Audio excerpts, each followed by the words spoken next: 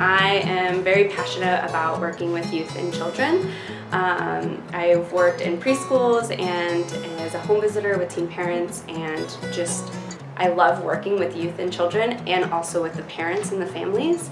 And when I discovered Lewis and Clark's program online, I was looking through the course curriculum and realizing I want to take that class and how to provide counseling to youth and children in schools, and also what does it mean to work with families in a school system.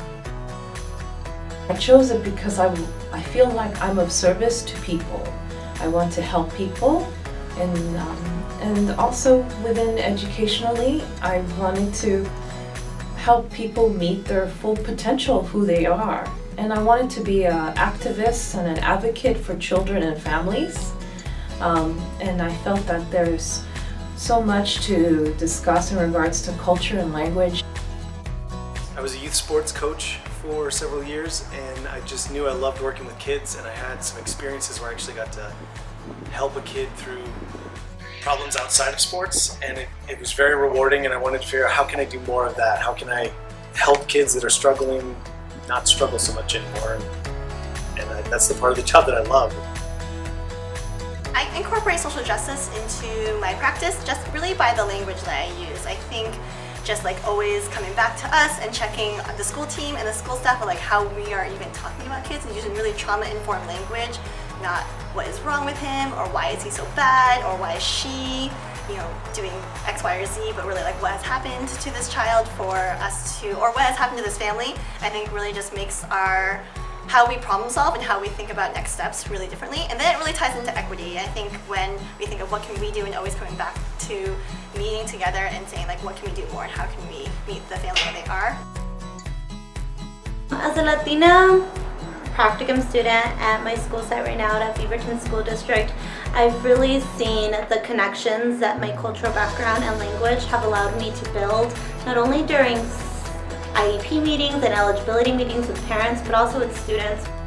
At meetings, it's so fulfilling to be able to speak to a parent in their language and to really put them at ease. It's one of the greatest feelings in the world, especially when, they go back to you and they're like, are you here all week? Because if I have a question, can I really reach out to you? And it's something that just makes me so happy, just to maybe lessen that gap where families may not feel as comfortable to interact and participate in the scary process of special education.